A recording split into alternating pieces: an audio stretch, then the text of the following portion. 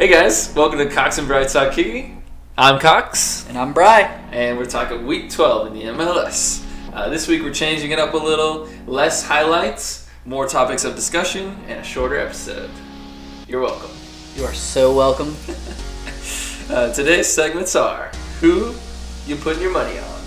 Dinner Time, USL, Who Hit the Post, and Cox and Bry's Bangers.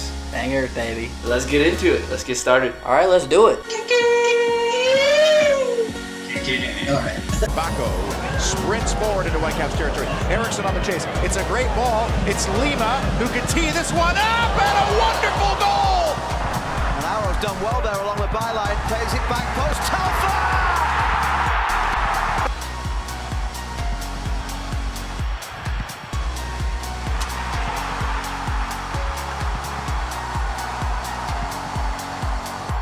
West Side. All right, Cox, let's get it started. What happened in the Western Conference this week? Yeah, so two good games we're going to highlight this week. First, Portland versus LAFC. Hyped match, Western Conference side. Portland scored first right after the break. Valeri had a close free kick opportunity. Goalkeeper Tyler Miller made a routine save, but did have to push it wide instead of catching it, and Christian Paredes banged it home. First MLS goal for him, great for him. A couple minutes later, Carlos Vela scores an absolutely beautiful goal in the 74th minute to tie the game. I mean, just gorgeous. But Samuel Armenteros steals the show with an amazing blast on the far side netting in the 84th minute. First MLS goal for him as well. You wouldn't know it by that finish, though. 2-1 for Portland. Take all 3 points. Big game for them. Dude, 21 shots in that game for Portland. Jeez. They were pouring. Hey, that was a banger. It was. Absolute banger. Yeah, that was a really fun game. Great celebration, too, by Armenteros. Did you see him run up into the No, I didn't see it. Timbers section? He got up. Oh, yeah, I did see that. That was really cool. I was like, how stoked were those fans on the front row? It was super cool. He went far, too. Yeah, he was in there. He was in there. Got a yellow card for it, but totally worth it. I'm sure he doesn't care. The passion for the fans there is amazing. I love watching games in Providence Park. That dude's so cool to see. I love it. Yeah, and both those goals, Carlos Vela's goal, absolutely beautiful. Just took my breath away. Carlos Vela. Both of those right up there for goal of the week, I think. Really nice. And identical to a lot of his other goals. Yeah. As I said during the highlight there, that's the first goal of the season for both Armenteros and Paredes. Kind of shows the ability of the Timbers. Absolutely. Score from all Still kinds having of new weapons. players score goals, that's always something very encouraging to see this far into the season. Really, really nice. But that was pretty much it for that. Next game, Chicago versus Houston, Sunday afternoon in sunny Chicago. This one started real quick. 4th minute, Tomas Martinez played a very long through ball to a streaking Romel Kyoto, who got all the way through the Chicago backline and calmly finished at the end of the net. Terrible defense on that one. Just 10 minutes later, Chicago answers back. A great ball played into the box, headed across the box beautifully by Alexander Guitar, and tapped in by Nemanja Nikolic. Just clinical, easy finish. Just 2 minutes later, Nikolic on the other side with a cheeky little backheel through ball to spring Diego Campos, who slots it home comfortably. Nice goal for them. Nikolic making his impact early. All of a sudden, Houston's down now. Second half, 54th minute. Mauro Manotas gets free behind Chicago, takes a nifty touch around keeper Richard Sanchez, and Sanchez brings him down in the box. So Albert Ellis steps up, slots home to PK in the 56th, and it's 2-2. Game on, man. Then in the 74th, Albert Ellis again sprints from midfield all by himself, all the way from midfield. Creates his own space and has a nice little finish. Poor defense from the Fire again, and suspect keeping from Sanchez. I think he could have reached that one. Houston completes the comeback and wins 3-2. Man, I mean, fun game to watch, but sorry goalkeeping and defense, specifically from Chicago. Houston, not the best defense either to give up 2 goals like that. Kind of fell asleep for a minute there, but I felt like they were the better team by far. Yeah, definite lapse in defense, but it happens. Yep. You can't be perfect for all 90 minutes most games. So yeah. So good result for them. 6 goals this season for Ellis. That's good. All 3 of those goals that were, the PK obviously happened later, but it was 3 breakaways for Houston. I mean, Chicago falling asleep on the back line. 3 breakaways, you say? Yeah. Chicago nursing some injuries, but that defense still needs to start figuring out some things pretty quick. And Nikolic finally getting back on the score sheet. Yeah. It's been a hot minute. As hot as he was last season, I thought he would have more goals at this point in the season. But, hey, he can get hot just like that. So. Hot quick for sure. And also Dax McCarty went down on that back line for Chicago, so the problem only gets worse. Yeah, that's tough for them. That's a big loss. U.S. International and Dax McCarty. We wish him a quick recovery. Yeah. Struggles for Chicago. Hopefully they can recover. Absolutely. Other Western results, Vancouver versus Real Salt Lake in the middle of the week. 2-2 draw on Wednesday night. Danny Hosen's chippers goal. Now that was really nice. Beautiful finish. Real nice chippers We goal. love us some chippers. FC Dallas versus Vancouver on the weekend. Another Vancouver game. Also finished 2-2. Kai Kamara nets a penalty in the 100th minute to tie that game. Ties an MLS record for the latest goal. Wild finish there. Tough break for Dallas. I mean, geez, but they both come away with a point, and yeah, it was a pretty even game in my opinion. Minnesota versus Sporting Kansas City, 1-1 tie there. Some suspect calls. We'll talk about those a little bit later. But that Definitely, game finishes at we 1-1. are definitely gonna have a little chat about that. Some problems for sure, but we'll get into it. Seattle had a break. But Will Bruin injured in their last game last week. Attacking trouble, possibly time to drop Alonso or Dempsey. I mean, they need to open up some space and get some players in there. They've got to find something to do. I'm sure Dempsey's going to continue to start, but he's been coming off the bench all season, so that's not looking good for the Sounders, having to revert back to Dempsey as their main man up in their attack. They've got to get creative. Who knows what they're going to do? That's something to definitely keep an eye on in the upcoming weeks until at least Will Bruin gets more healthy. Need Will Bruin. I'm not sure. Jordan Morris isn't going to be coming back this season. I don't think. Disappointing for them. I think they were relying on him heavily to carry the offense this season from the front with some speed, definitely creating some space. So that's a huge loss for them. I think they really need to make a move in the summer transfer window or they're going to be in some big Unless trouble. Bruin gets back quickly, but even then, I might pick up another striker because Dempsey is on his way out. Yep. I think another possible option if they need to get a designated player spot opened up, Alonso, for me, not the speed he had before. He's missed some tackles just for the sake that he comes in too late. He's had some bad tackles. I feel like he could have been pulled out of one of their games. I think Seattle's realizing this season they're going to have to switch up a lot of stuff. They may be up for a couple rebuilding years. We'll see. Yeah, they might not be able to get it all done at once and get their squad where they need to be because they are not there right now. Mark my words, guys. Alonso moving this summer. They're opening up that designated player spot and making a big move. But don't get me wrong. Seattle's a good team, and they will always be a contender. They just need offense. They got to find offense. Yeah. So if it happens, you heard it here first. Alonso's out. Striker coming in. Big money. Designated player. You heard it here first. And I'm basketball. That was it for the Western side, man. East side. First off, on Friday, we had Toronto FC against Orlando City Soccer Club. Toronto is with no Altidore due to injury, and Giovinco had a red card last week, so he's out as well. Yep. Let's see what they can do against a hot Orlando team who just stumbled last week. Scoring opened up later in the game in the 63rd minute. Ricketts got a through ball from Victor Vasquez. His shot hit the post, and the keeper came out to contest that when the ball landed straight at Jay Chapman's feet for an easy finish. So well done, Jay Chapman. Good player, young player. Keep an eye on him.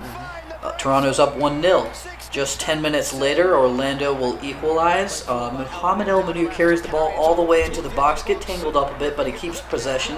He cuts it back to put in a sick Rabona cross, where the ball is passed around and eventually finds the feet of Christian Higuita for a one-touch finish into the bottom right corner.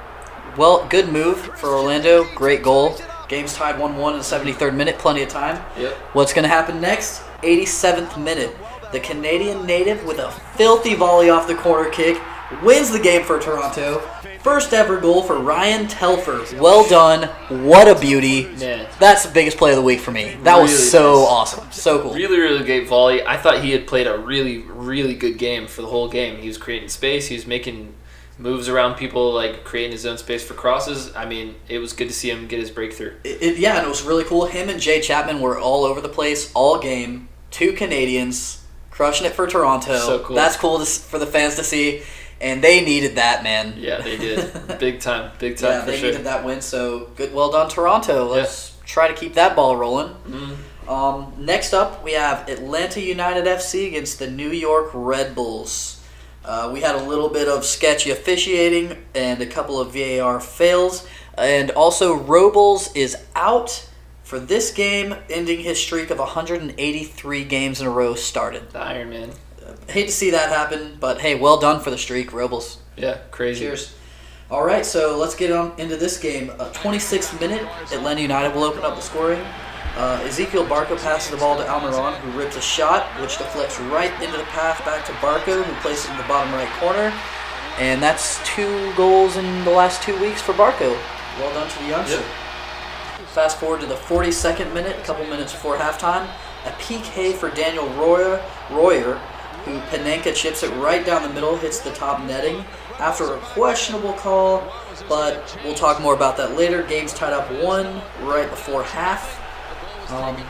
6 minutes after halftime, New York will strike again in the 51st minute. A beautiful curled-in ball from Murillo on the right side, and Bradley Wright Phillips, no one other than Bradley Wright Phillips, gets on the end of it and guides the ball into it with his head to the far post, right under Guzan, and that'll see New York go up 2-1. Heartbreaking for Atlanta at home. Just 4 minutes later, New York's sticking the dagger right in their gut. Similar curled ball in, but this time from the left side from Romero, and Bradley Wright Phillips powerfully heads this one in off the crossbar, and New York Red Bulls will take that game 3-1. We'll go back and talk a little bit about the officiating and VAR in that game in a second here. That puts Bradley Wright Phillips tied with Martinez and Zardes on top of the league. Yes, Josef Martinez, Jesse Zardes, and Bradley Wright Phillips all tied at the top of the goal-scoring totem pole at 8 goals. Yep. So putting in a big... I have a feeling that race is going to stay tight for the rest of the season. I think so. Puts a big bump up in his discussion of ours last week about MVP candidate. I think kind of might move him to the top. Might. It's a lot of goals. Other results in the East. Our New York City beat Colorado 4-0. That is 2 goals for David Villa on David Villa Day, celebrating his 400th goal last week. And then he added 2 more on, so congratulations to him. Doesn't stop. Can't never be stopped. Will. It seems like he never will. Jeez. Moving on, Columbus Crew beat New England 1-0. A lone goal by Abubakar. He was in MLS Team of the Week last week. Let's see if that's enough to get him on for 2 weeks in a row. Yeah. Philadelphia Union beat Real Salt Lake 4-1. That's 2 wins in a row for Philly, coming just in time. Anything else you got to say about that one? Yeah, after the game, Nick Raimondo, pretty upset about the result. Went to Twitter for that one. So he said, rewatched the game, and in my opinion, defense has always won games, defense gets results, and defense has always won championships. The recipe for results has always been the defensive core of a team, passion, balls, and effort. Our roster is who we are, but we need to find this in us. Man, he must have seen what we saw in that second goal against Philly. 2 guys I wanted to point out. One, not following the ball, tracking at all from the midfield, basically just jogging back. I mean, look at this. He's just jogging back down the field. Ridiculous. It's like embarrassing.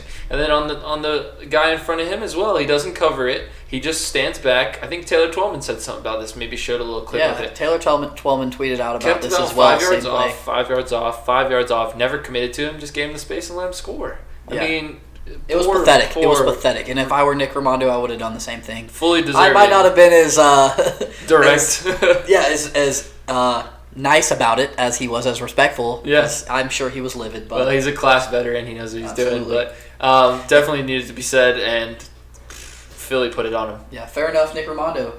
Last result in the week, DC United beat the San Jose Earthquakes 3-1. Much needed 3 points for DC. And San Jose continues to struggle. Yes, big time. So, with all those results said, I'm going to move on to questionable calls this week. Mostly, we're going to focus on the Atlanta United New York Red Bulls game and the Sporting Kansas City Minnesota match.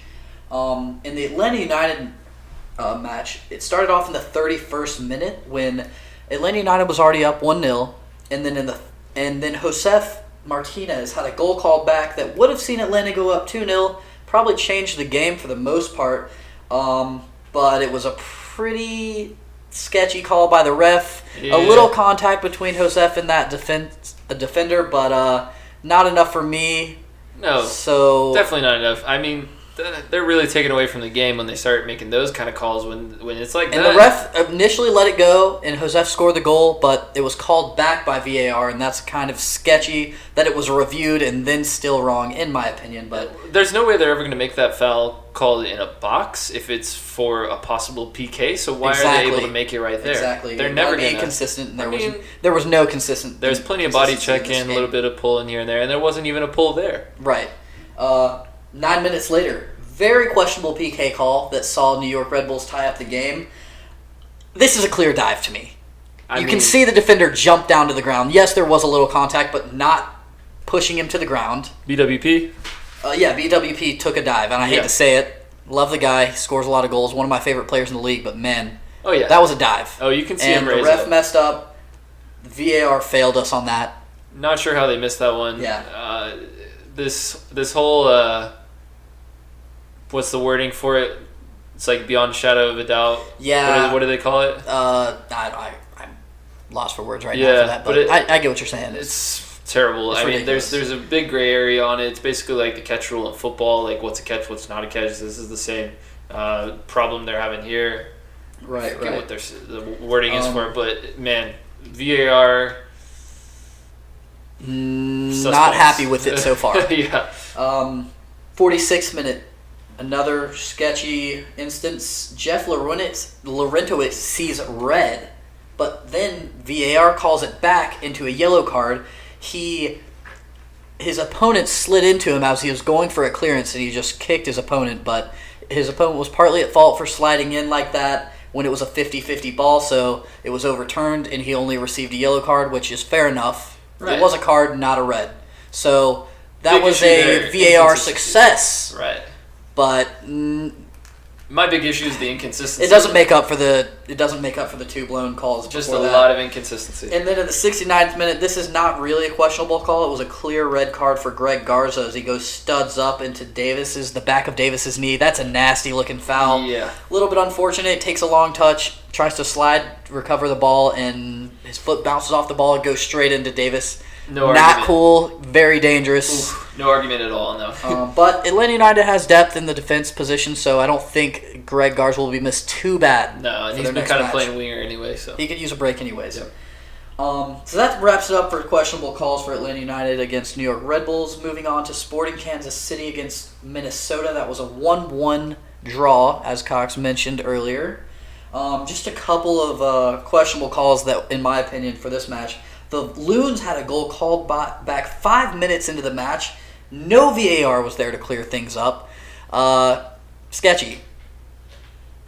Yeah, definitely rough. If you can get your hands on a replay for that, definitely check that out.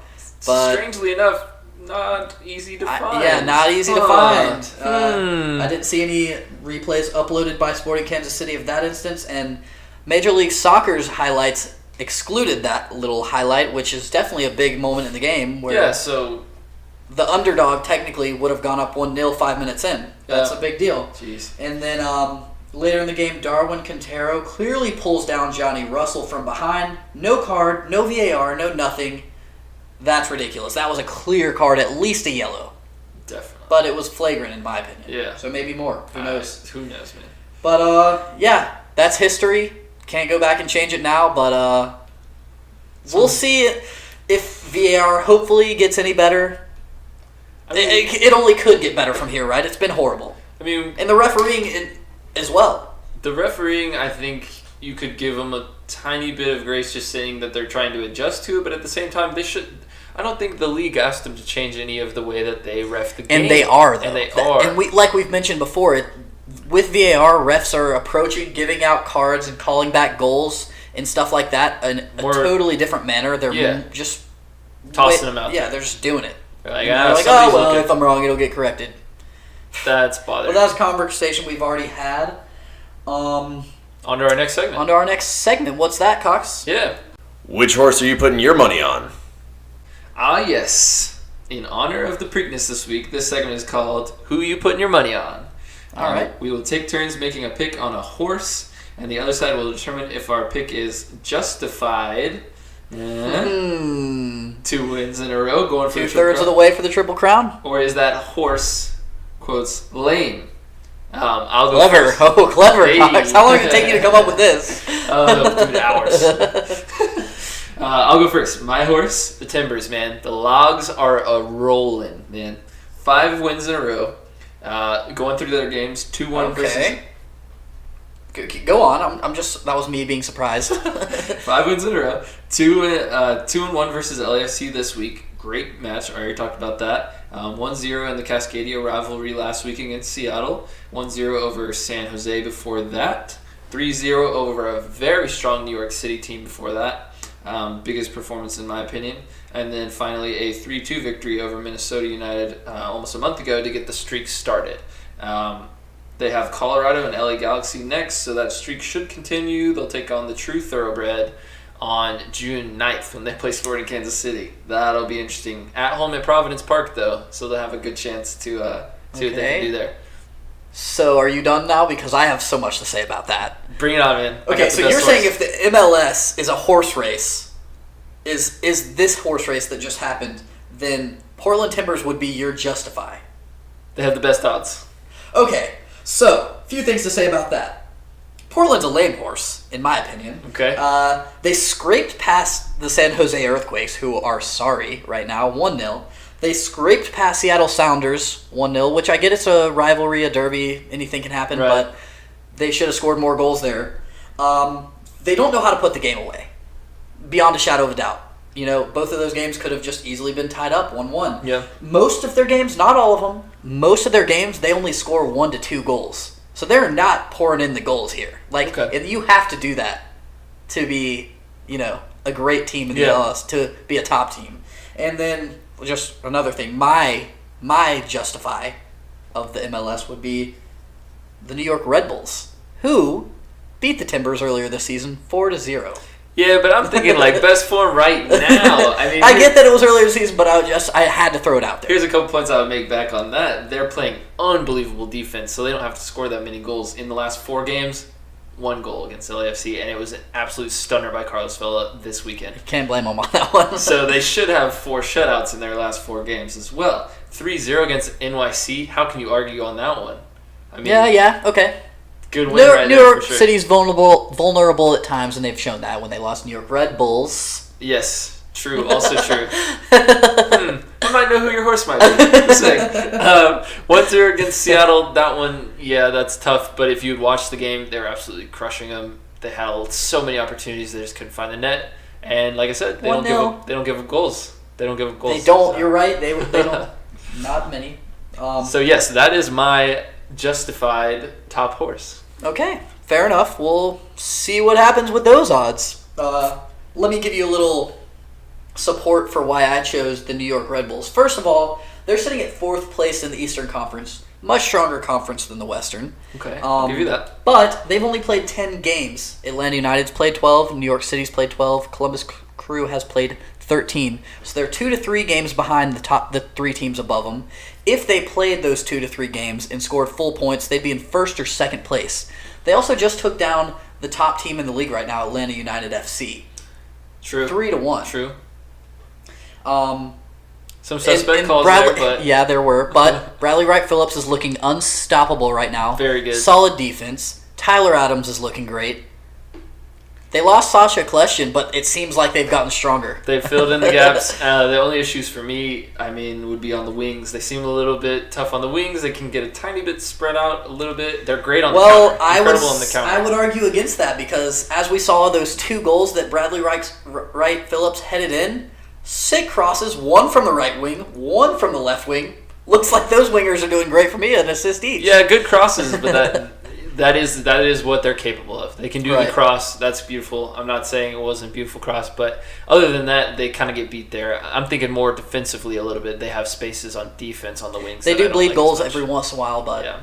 right now's form, I'd say they're better than the Timbers by far, but that's just me. I guess that's it. I'm putting my money on the New York Red Bulls. I don't know. Red Bulls, to me, is still sort of a lame horse. They lost to Real Salt Lake and Chicago Fire. Neither of them very good teams right now. Chicago Fire are decent. Yes, but they do also bleed goals. As you're They're hot talking and about. cold. They were hot that day. You can't win them all either. And the Red Bulls were cold. Okay, fair enough. Fair enough. Ox. I think it would be a tight race. What else? Tight race. Tight race. I'll give you that. Yeah, true, Definitely. true. They, Okay, both, good pick. Good pick. may the best horse win. Mine's better. All right, what do we got coming up next? That'll wrap up that segment. On to the next one. Dinner time. Where are you sitting at the table?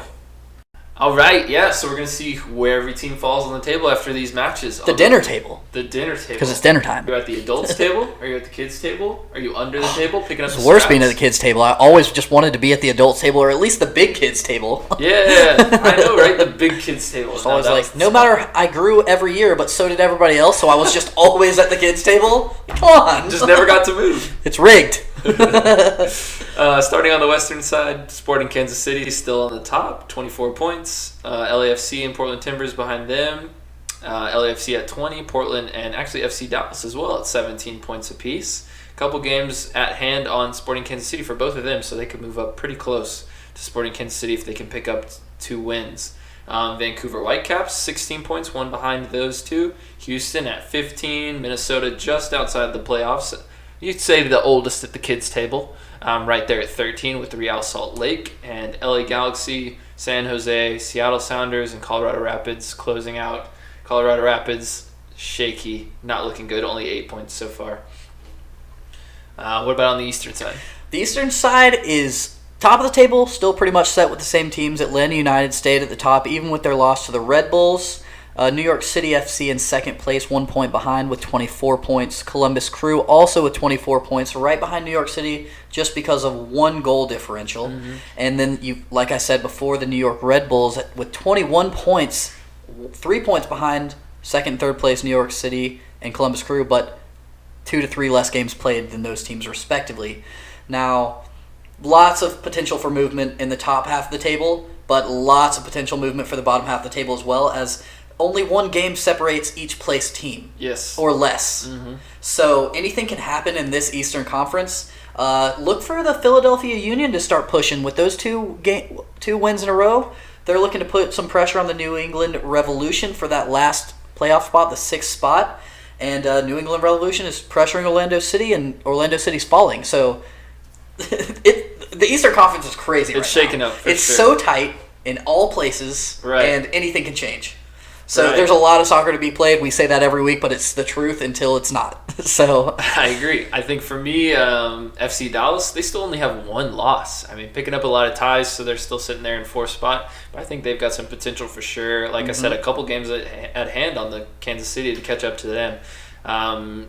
Crazy stat to me I just saw was Vancouver Whitecaps are -8 in goal differential, yet they sit in 5th place on the western side. Mm-hmm. Man, like, good for them capitalizing on what they can get, I guess. and but the Philadelphia Union as well on the east side are -3 goal differential, but still putting pressure on that 6th spot to make it into the playoffs. and they just picked up 3 of those against Real Salt Lake. Yeah. So crazy.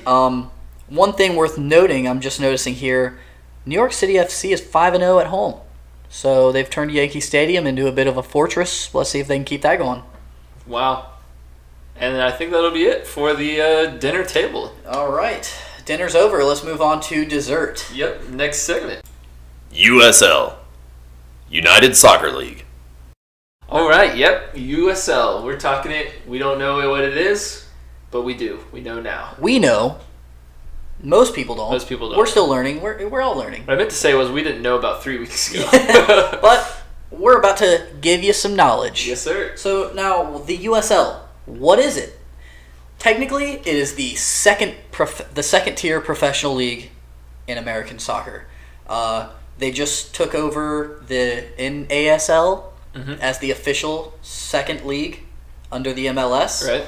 which is kind of being fought over, but the NASL are not going to win that battle. So USL is the second league. So if there were to be promotion relegation, you'd be promoted from the USL to the MLS and vice versa. Right. But it's not going to happen yet. Maybe in the future. Okay. But there are several reasons for that. Before we get into that, let's look at the major teams in the USL that are kind of worth keeping an eye on and seeing how they go throughout their season. A couple special players.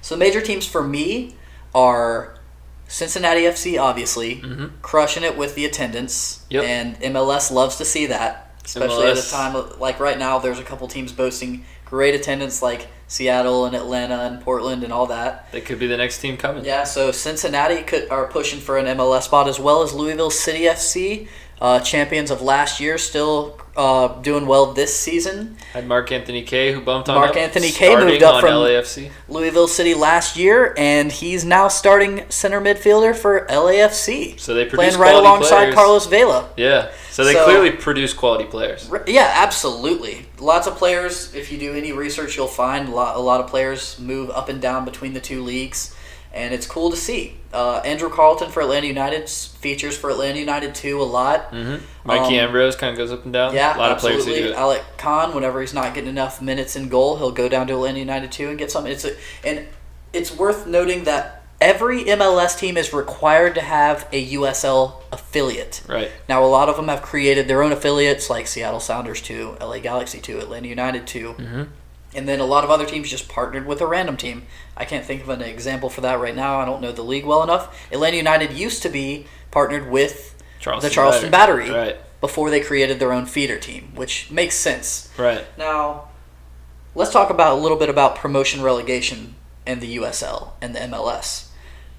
So we're not ready for it. It'd be really cool if we operated like all those European leagues, but we are just not ready for it.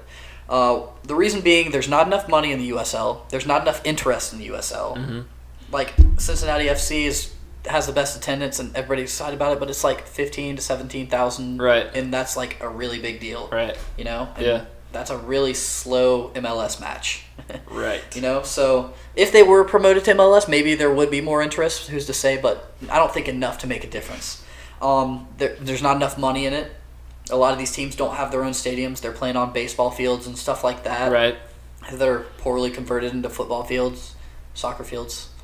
And there's also a lot of like almost academy teams for the MLS. Like you can't have Atlanta United 2 in the MLS with Atlanta United. I don't think that doesn't seem right to me. No. And a lot of teams are in that situation. Yeah, so at that point, you would have to do almost like open it up to a bidding and see who wants to buy the team. And Exactly. whoever owns the team now is not going to. And you have to have your own stadium. That's criteria for it. And so Right. that's why Louisville City is building their own stadium. FC Cincinnati has their own stadium, I believe. Yeah. So that's why those are two contenders to be moved up to the MLS next from the USL, Right. besides like just teams that are started up by like David Beckham's, for instance. Yeah. But before we move on, the last main reason for me that why there shouldn't be promotion relegation yet from the USL is because those teams don't have enough quality players. I guess they'd get a boost of income if they moved up to the MLS, but I don't think it'd be enough. And like right now, if FC Cincinnati, they had a great showing in the U.S. Open Cup last year, beat an MLS team or two, but it was an MLS team that kind of we're halfway in against FC Cincinnati's star-studded Fully lineup. Right. Right. So they wouldn't last a whole season and be able to contend. They'd definitely end up in the bottom half of the table, if not at the bottom of it by the end of the season. Any of them would. Louisville City won the league last year and the USL Cup. I don't think they could hang with MLS teams all season long. Yeah. Maybe a game or two they could win, but The same argument I was making before. I think you need a lot more money coming in so you could go out and grab these big players like a lot of teams are doing. exactly. Now. Get those So big more money, players. more interest, more fans. Yep. But not quite ready for promotion relegation yet. Not quite there, but I think it would be fun to try and keep pushing towards. It's a fun thought, and it really- will happen in the future, and it'll be really cool when it does. And at that point, American soccer will be hopefully close to what European soccer is. I mean, I think it'll definitely increase the level of competition, knowing that you can be relegated down to the B League, but at the same time, it does create, kind of a different league, an American league, you could almost say, instead of the European style that everyone else has. Right. Kind of gives them that but American in my feel. opinion, it's I think quite it's far just a off. better I don't- structure. It's several years down the road. I don't even see it in the foreseeable future. So. Yeah, and in my opinion as well, I think it's just the promotion relegation is a better structure to have. It is. So We're might as working. well We're just working stick towards it. to We got a lot of steps to take before that. Yeah. All right, moving on. Next segment. Mailbag. Who hit the post? That's right, mailbag. Who hit the post? The post office. Post There's office. a double meaning there. So on our Week 11 video, a fan by the name of Houston Reed said that... Commented on our YouTube. Yeah, so he commented that he Video?